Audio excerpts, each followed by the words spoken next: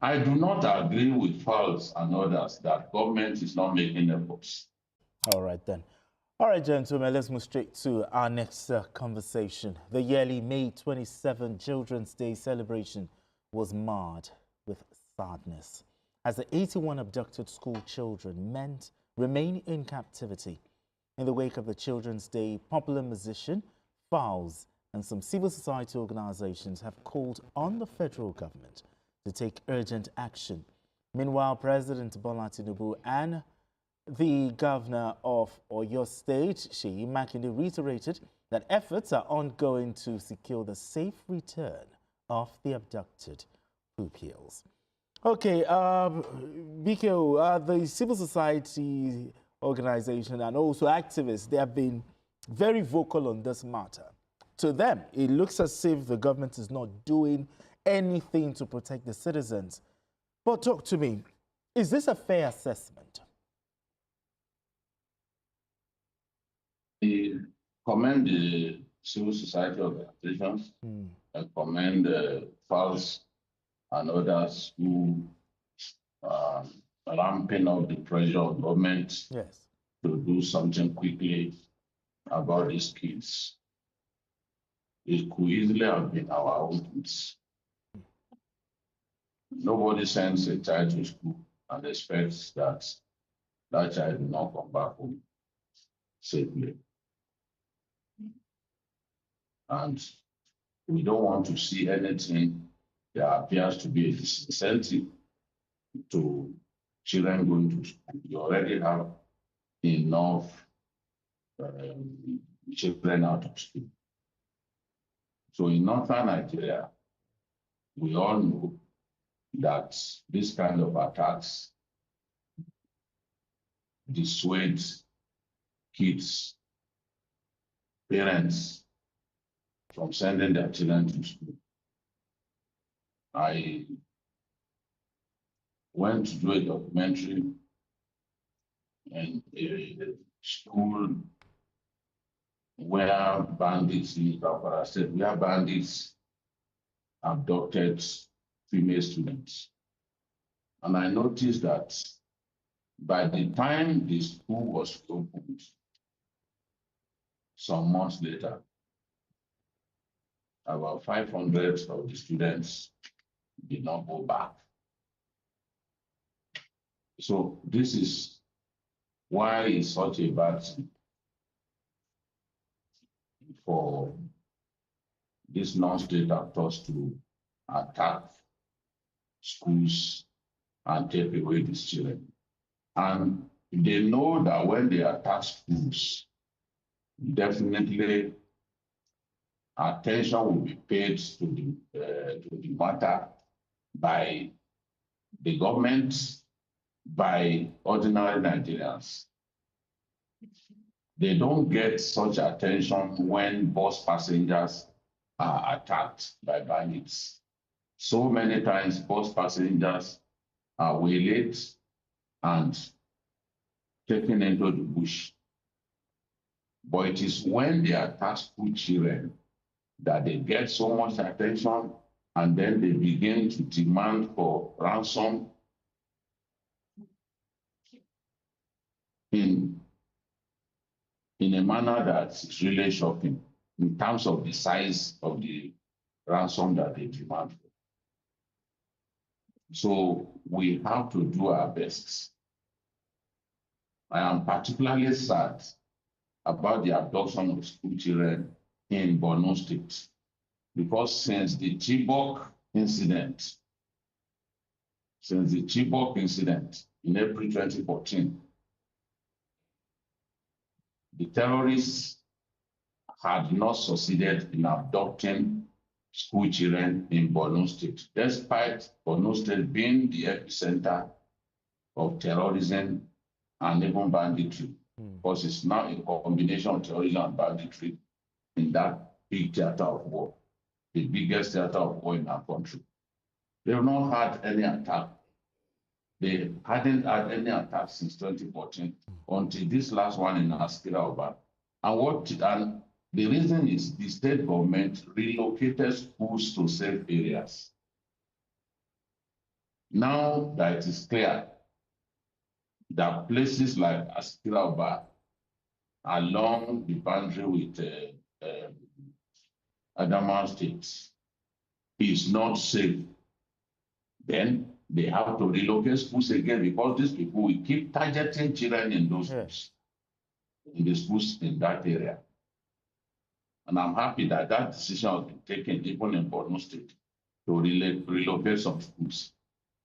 We have to keep doing that.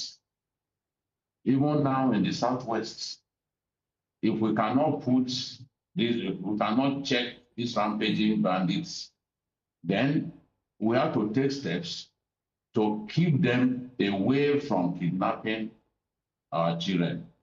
Schools located close to forest, schools in the rural areas, thoroughly under policed rural areas, must be relocated to safe areas. This may seem odd that we are making this kind of demand, but that is the best way that we can solve this problem. That's the best way that we can solve this problem.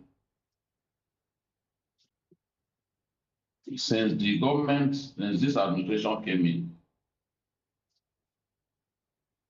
when people are kidnapped, especially students, they move quickly to get them released. And it's because they don't want things to degenerate, just as they degenerated in Dapchi, just the way they degenerated in Chibok and even Kankara. So they move quickly to ensure that those children are rescued, are brought back home safely without loss of lives. We saw that that happened in respect of the girls that were kidnapped from a school in Kebbi State. They were quickly released. The ones who were kidnapped in Niger State, they were also released. So I'm confident that these ones will also be released. So it's not the fact that they've not succeeded yet. Okay. Does not mean that no effort is being taken. Okay. Even the most wicked of rulers will not see school children kidnapped and not take action. So some of the rhetoric coming from them, I disagree, because I know that they are making those efforts. And some of us are in touch with the Office of the National Security Advisor. We know that efforts are being made. Okay. Okay. But the greatest thing that we can do is to make it impossible for these people to get away with the things that they do. I know it's difficult. I know that this is potentially a long-drawn warfare, but we have to be ready for it because they too are determined to spread their tentacles all over our country. And the terrorism going on in the Republic of Benin has already affected our country. Okay. There's a lot of terrorism going on in Benin Republic, and they're coming here. So increasingly, even in parts of Kwara, because Kwara shares a boundary border with them, in parts of Kwara, parts of Kebbi, if we are not careful, these people will come in from Benin Republic. Yes, they are facing fire from the French troops that are on ground there. But that is the more reason they will come into our country to foment trouble. So we have to be vigilant. We have to do our best to make sure that they do not find an haven in our country. Yes. And we have to find a way to protect school children. If it means relocating them, because policemen, soldiers can't be everywhere. In the rural areas, in the hamlets of our country, you don't expect to see terrific presence of security operatives. So If those schools in those areas are not safe, then they have to be relocated. Exactly. Exactly.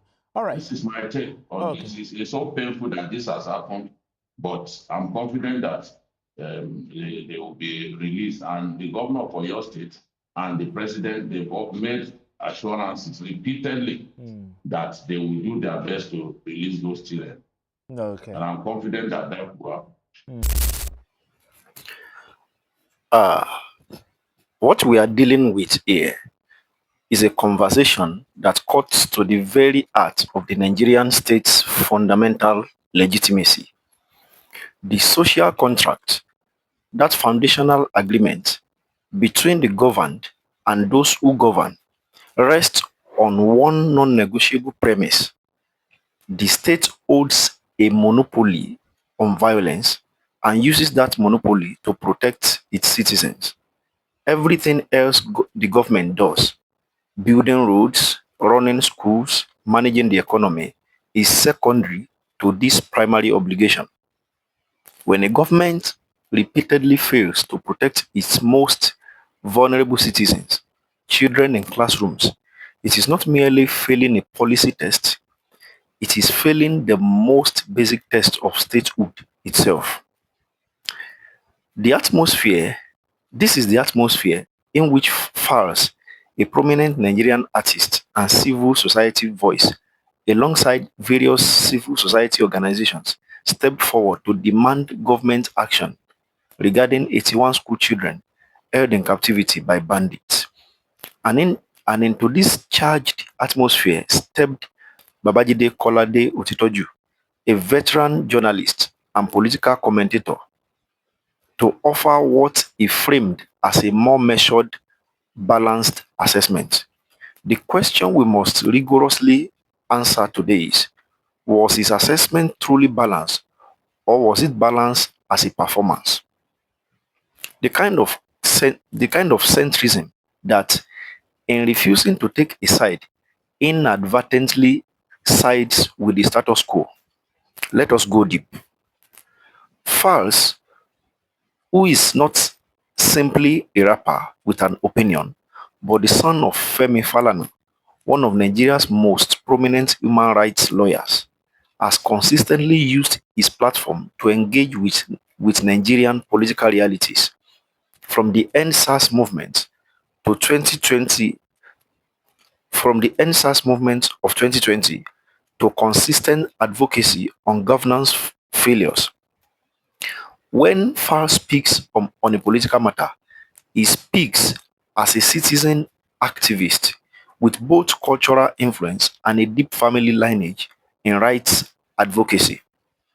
More importantly, when Falz stands alongside CSOs, he is lending cultural weight to institutional advocacy. CSOs, civil society organizations, are not emotional actors.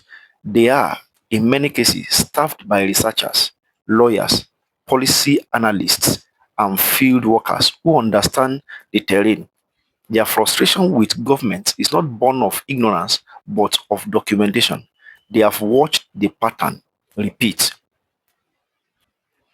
Now let's look at what Babatjide Kolade Otitoju actually said. Let's break it down. First, he commended Falz and the CSOs for speaking up. He validated their compassion and their concern. Second, he observed that anyone's child could be among the kidnapped.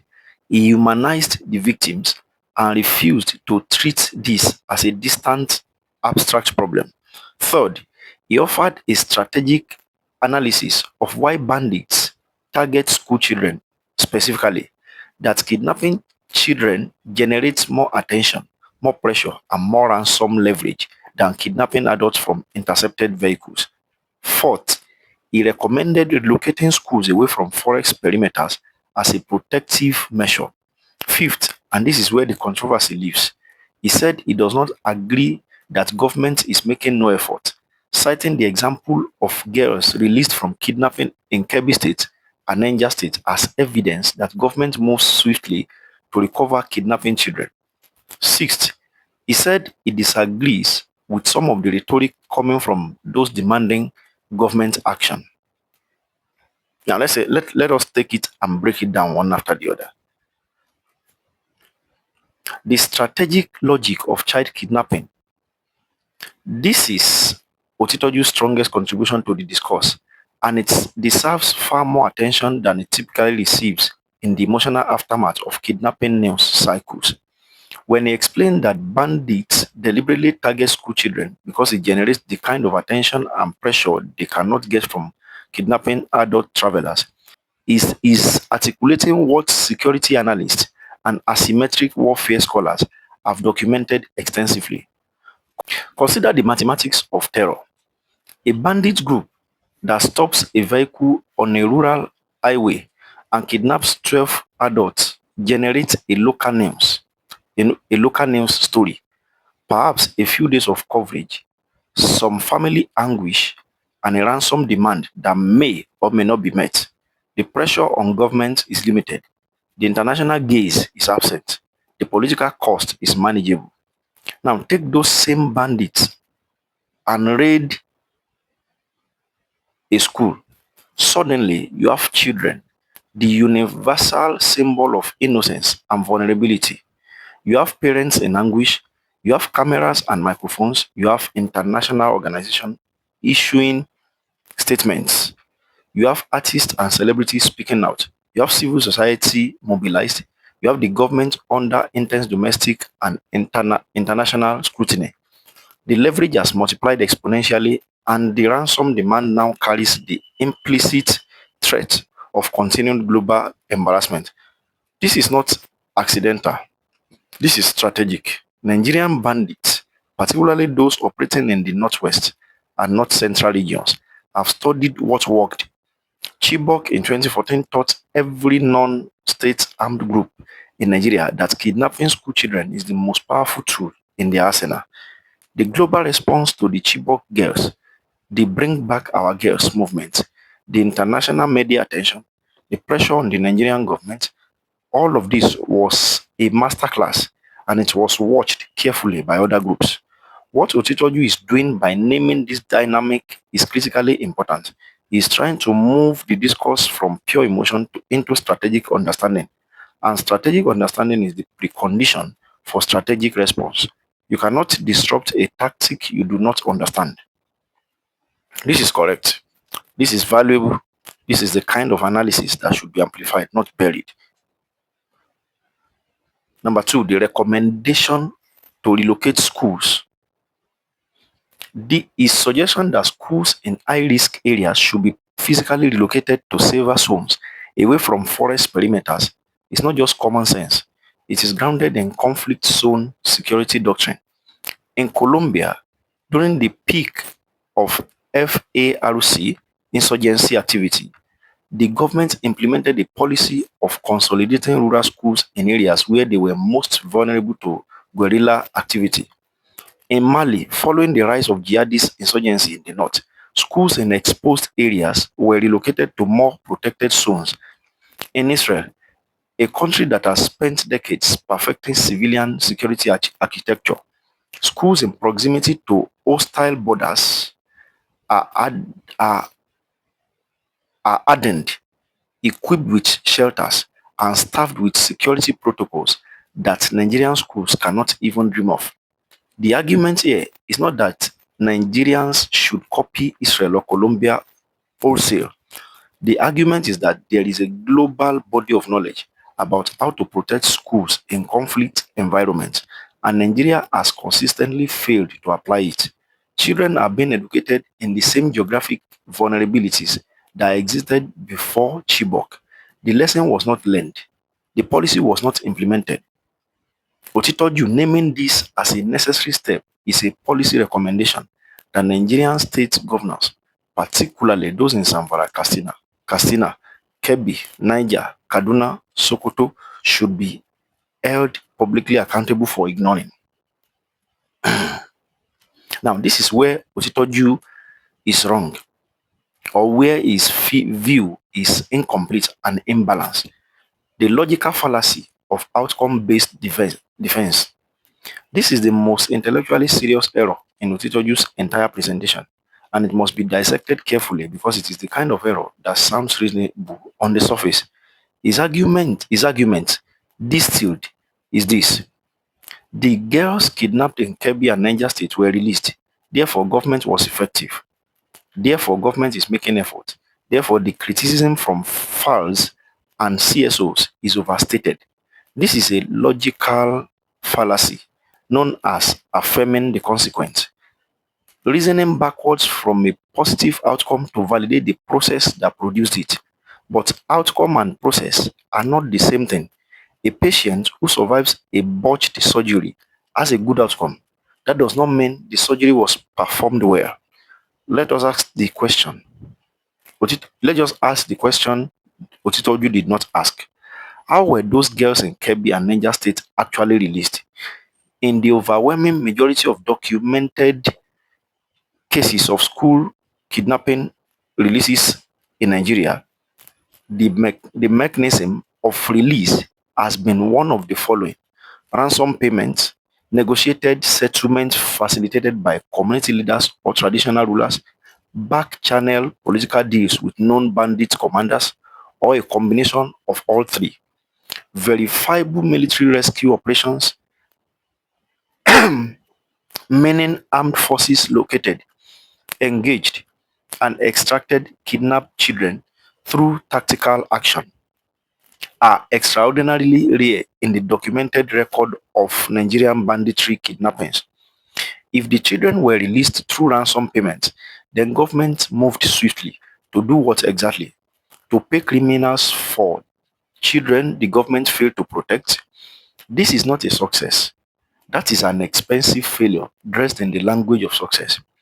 If the children were released through negotiation with bandit commanders, then we must confront an even more disturbing reality: that the Nigerian government has functional communication channels with the very people committing these crimes.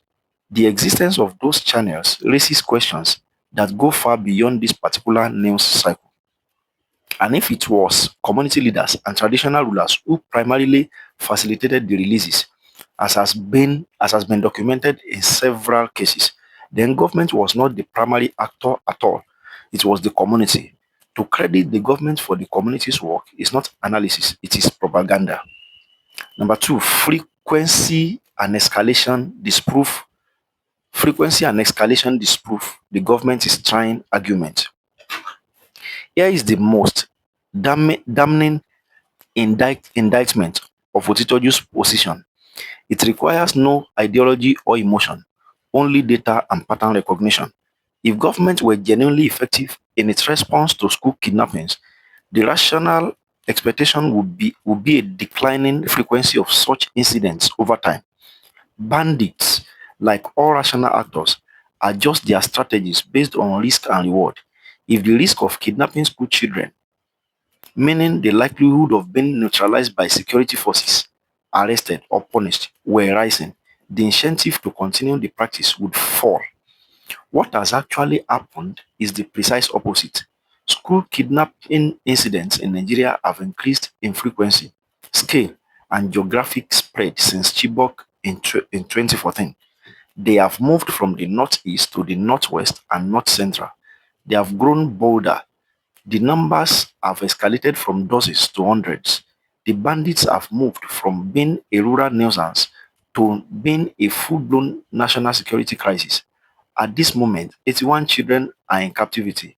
Not 8, not 18, 81. This trajectory is not the signature of a government that is effectively deterring the behavior. It is the signature of a government whose responses, whatever they are not working. And an intervention that is not working is not, by any reasonable definition, an effective intervention. Otitoju citing individual releases without contextualizing them within this broader escalation trajectory is a serious analytical failure. Number three, the silent capitulation problem. This point builds on the previous one and takes it further into the realm of strategic consequence. Even if we accept for the sake of argument that government does eventually secure the release of kidnapped children through whatever means, that very pattern of eventual release, if achieved primarily through ransom or negotiation, creates a self-reinforcing cycle that guarantees more kidnappings. Here's the brutal logic.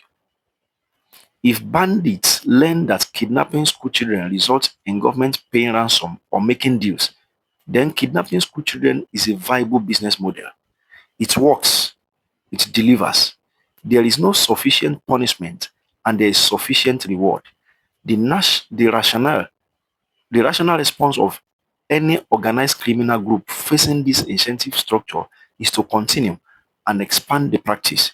Nigeria is therefore caught in what security economists call a ransom trap, a cycle in which paying to resolve individual kidnapping crisis funds and incentivizes the next one. Every successful ransom payment is a down payment on a future kidnapping. Every negotiated release without accountability is an advertisement to other bandit groups that this model works. Otitoju's celebratory framing of released children as evidence of government effectiveness completely ignores this structural dynamic. In fact, if the releases are ransom driven, then government effectiveness, as it describes it, is actually making the problem worse in the medium to long term. This is not a minor analytical oversight. It is a fundamental misunderstanding of the security economics involved. Number 4, dismissing civil society pressure. This is misunderstanding democratic function. When Otitoju said he disagrees with some of the rhetoric coming from those demanding government action, he was doing something that requires careful unpacking. In democracy with strong institutions, government accountability is enforced through multiple mechanisms: a free and active press, an independent judiciary, a functioning opposition, parliamentary oversight committees, civil society organizations, and ultimately the ballot box. In Nigeria, the majority of these mechanisms are either weakened, compromised, or operating at severely reduced capacity. The judiciary is frequently criticized for susceptibility to political interference. Parliamentary oversight is undermined by party loyalty and executive dominance. The press, while very vibrant, is constrained by economic pressures, ownership interests, and in some cases, physical danger to journalists. The ballot box, as multiple election cycles have demonstrated, is subject to manipulation at various levels. In this institutional environment, civil society organizations and cultural figures like Falz perform a function that is not merely supplementary but structurally essential. They are, in many cases, the last functional accountability mechanism. When they generate public pressure, they are not being emotional or rhetorical. They are performing the accountability functions that weakened institutions cannot perform. To characterize their language as rhetoric that it disagrees with, even partially, even while praising their compassion, is to subtly undermine the most important accountability tool that ordinary Nigerians have. It sends a signal, perhaps unintentionally, that the sophisticated, measured position is to calm down and trust that government is trying. And in a political environment where government has consistently exploited public fatigue and short attention spans to avoid accountability, telling people to calm down is not neutral, it is politically consequential. Number 5, the structural questions Otitoju never asked. A political analysis that does not interrogate structure is incomplete by definition. Otitoju stayed almost entirely at the level of events. This kidnapping happened. This release happened. Government moved here. He did not ask the structural questions that are the true tests of governmental competence and political will. Why? More than a decade after Chibok, are Nigerian schools in high-risk zones still operating without basic security protocols? That's the question Otitoju did not ask. This is not a resource question only, it is a political priority question. Nigeria spends billions annually on security, on military equipment, on DSS operations, on police salaries, on various security votes at federal and state levels. The decision not to protect schools is not primarily a resource decision, it is a priority decision. Someone in government decided repeatedly and across multiple administrations that school security is in the northwest and north central was not worth the political capital required to fix it. Another question Otitoju is not asking is that why has the Nigerian military, with all its equipment and manpower, failed to degrade bandit operational capacity in the northwest? This is perhaps the most uncomfortable question. The Nigerian military has demonstrated in certain theaters genuine operational capacity, but in the Northwest banditry crisis, there has been a consistent pattern of limited tactical success against a growing strategic problem. Some analysts have pointed to the complexity of the terrain, and that is a legitimate factor, but others have pointed to political complications, allegations of elite collusion with bandit networks, questions about the financial flows from ransom payments, questions about who benefits from the perpetuation of insecurity in certain regions. These are not conspiracy theories. They are documented concerns raised by credible Nigerian security analysts, journalists, and researchers. Otitoju, as a veteran analyst, knows this terrain. His failure to introduce this structural question into his analysis is a significant gap. Another question that he's not asking is this: why do bandits have enough operational freedom to raid schools, retreat into forests, conduct negotiations, collect ransoms, and prepare the next operation in a country that has a military and air force and multiple intelligence agencies? This question cuts to the heart of the matter.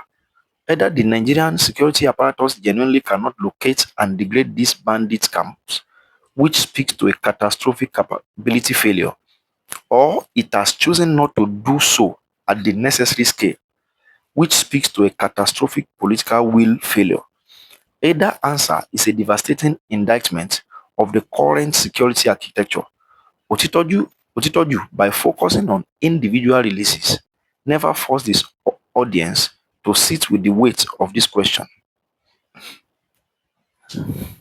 The normalization danger.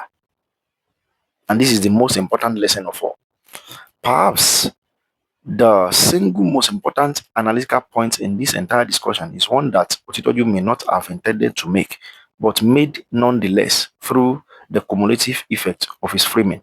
There is a phenomenon in political psychology and public discourse called normalization, the process by which repeated exposure to abnormal events gradually causes them to be perceived as normal, expected, and therefore less urgently requiring of correction. There is in the advanced stages of school kidnapping. No, Nigeria is in the advanced stages of school kidnapping normalization. The country has been through Chibok, it has been through Kagara, it has been through Kankara, it has been through Jangebe, and now 81 more children. Each time there is public outrage. Each time civil society mobilizes. Each time the children are eventually released through mechanisms that are really fully transparent. Each time the news circles moves on, and each time the next kidnapping happens with slightly more audacity than the last. This cycle is not accidental. It is the product of a public discourse that consistently frames resolution as success. The children were released becomes the end of the story, when it should be the beginning of a much harder conversation about why the story keeps repeating. When Otitoju says, with the best intentions and with genuine compassion, these current ones will also be released, he is, whether he intends to or not, providing the psychological permission structure for the Nigerian public to stand down. He is telling people this will resolve itself. Government is trying. Your anger is somewhat excessive. And in a country that is desperately searching for reasons to believe things will be okay, that message is dangerous. Not because it is cruel, but because it is suiting when what is required is sustained, organized, po- when but because it is suiting when what is required is sustained, organized, politically costly pressure for structural change. Falz and the CSOs, whatever the imperfections of their specific language, are resisting normalization. They are insisting that this is not okay, that it should be expected, that 81 children in captivity is not a problem to be managed, but a crisis to be resolved and then prevented from recurring. That posture is not rhetorical excess. It is the correct moral and political response to a cycle that has gone on far too long. The bigger picture: what does this conversation reveals about Nigerian political discourse? This exchange between the Falz CSO camp and Otitoju's response is not unique. It is recurring pattern. It is a recurring pattern in Nigeria political commentary. And understanding the pattern is as important as understanding the specific argument. On one side, you have activist voices, emotional, urgent, morally absolute, sometimes imprecise in their policy prescriptions, but correct in their fundamental diagnosis that something is catastrophically wrong. On the other side, you have established analyst voices, measured, historically contextualized, careful to avoid being seen as partisan, but sometimes so committed to appearing balanced that they fail to call a failure a failure.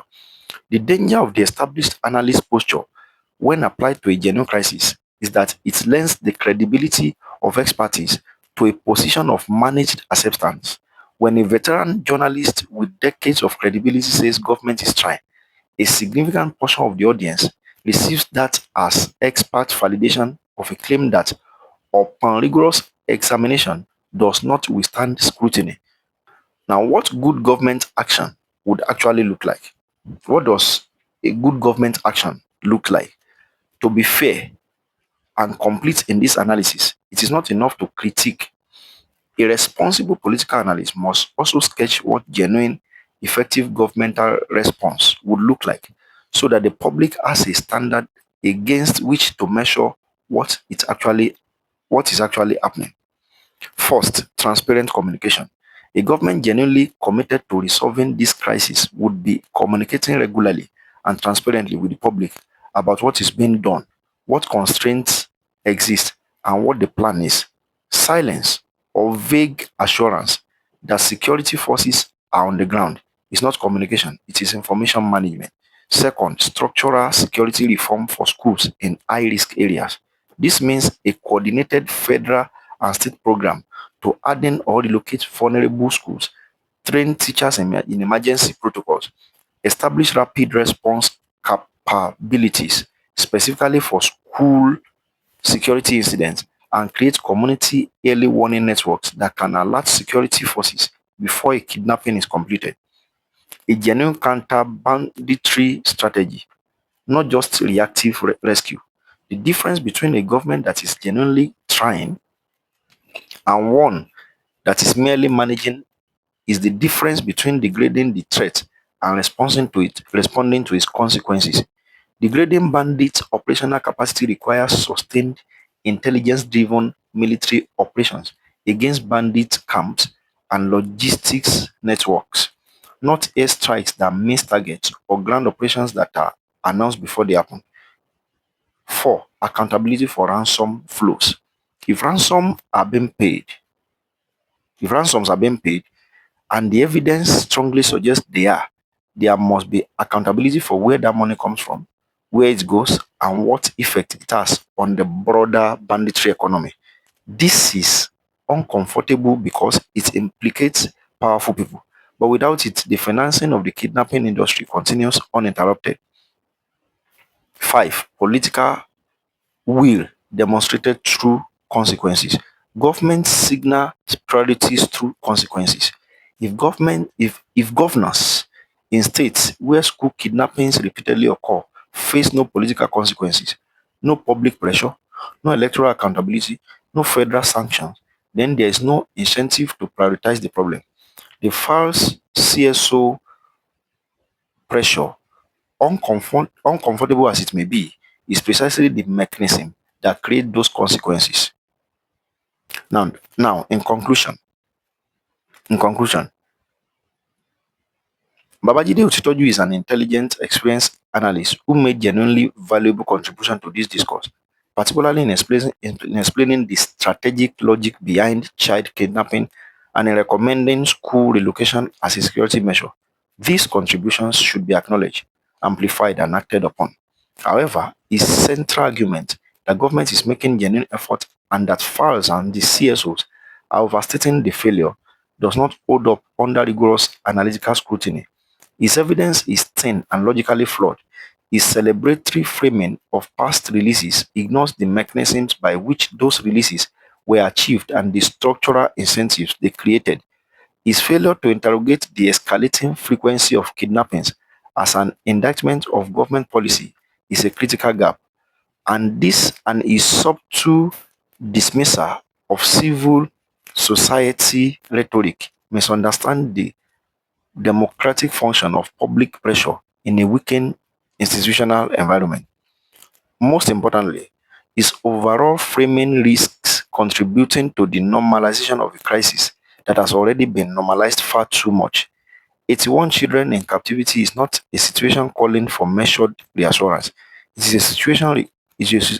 a situation calling for the kind of sustained, uncomfortable, structurally informed public pressure that FARS and the CSOs are imperfectly but importantly applying. 81 children in captivity is not a situation calling for measured reassurance. It is a situation calling for the kind of sustained, uncomfortable, structurally informed public pressure that FARS and the CSOs are imperfectly but importantly applying. The lesson for Nigerian public discourse is this: compassion without structural analysis is sentiment. Structural analysis without moral urgency is academic. What this moment requires is both the moral urgency of FARS combined with the analytical depth that Otitoju is capable of but did not fully deploy. That combination, rigorous, urgent, structurally informed, morally clear, is what genuine political discourse in a crisis demands.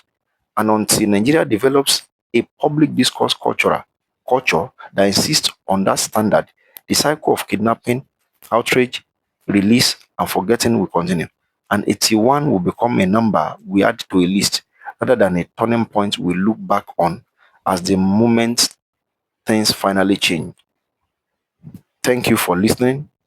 You can go to the comment section, share your views, share the video, like, and subscribe. Please subscribe. Thank you.